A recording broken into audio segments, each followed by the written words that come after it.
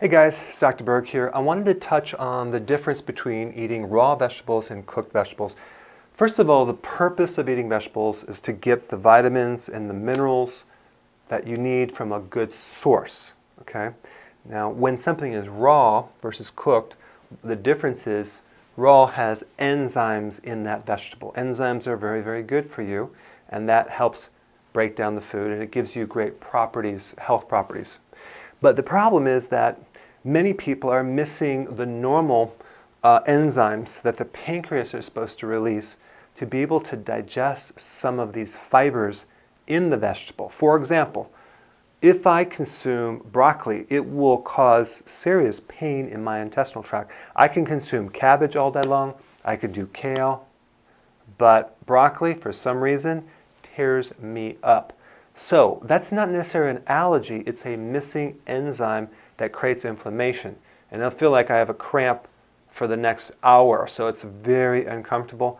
So what that means is that somehow along the line, I had some damage in my pancreas and I couldn't generate those enzymes.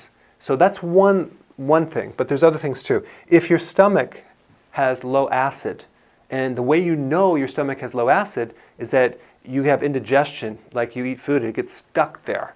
Or you have acid reflux, or you have GERD, or you might have constipation or bloating. That means the acids are lower. And if the acids are lower, it can't create the triggering effect for the release of enzymes from your pancreas. So that could be the very reason why you're not releasing the enzymes.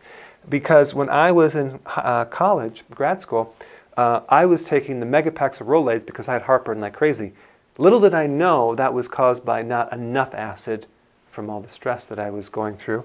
But that's something that you can, if you actually just increase the pH of the stomach, acidify the stomach, many times you can see a great benefit of the full digestion of even vegetables. So that's something to look at.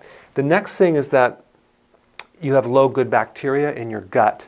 If the bacteria, by the way, 90% of this friendly bacteria does the digestion in the small intestine. If you don't have enough of that, then you're going to get a lot of bloating and excess fermentation and rotting and all sorts of problems.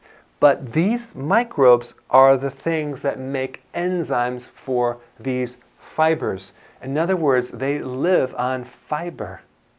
Now, if you're not used to consuming kale or a lot of other vegetables that you don't normally eat, like even broccoli or cabbage, maybe you have just like iceberg lettuce or spring green, and then you switch over, you haven't developed the enzymes yet, and these microbes have to grow and adapt to your foods over a slower period of time before you can digest them. So if you change over and you feel like you're not losing weight and you feel bloated, all that means is you got to cut it back. You're not ready to consume that many vegetables because that's too much fiber for these microbes to deal with. Now what I do is I have you go back to those vegetables that you were consuming before and gradually introduce it until you can achieve 7 to 10 cups of vegetables. But you have to sometimes ease into it. You can't do it overnight. The other thing you can do is you can steam the vegetables or cook them. That way you can break them down a little bit more and it's a lot easier on the system to digest. And you still get the same minerals. You might not have all the vitamins, but you still get the good minerals that you need from these vegetables. So that's one way. And then also fermented vegetables like sauerkraut, kimchi, all these fermented pickles, those are really easy to digest because the lactic acid from the bacteria that they make that from has already broke it down for you. So you can consume some of that and that will really help your system.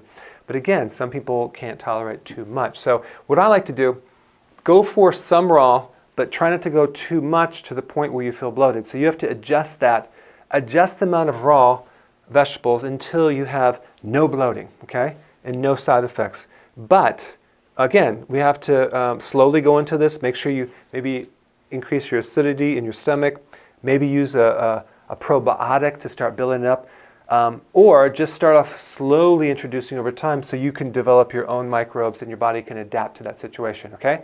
So that's the only point I want to make between these two. So go ahead and comment below and I will see you in the next video.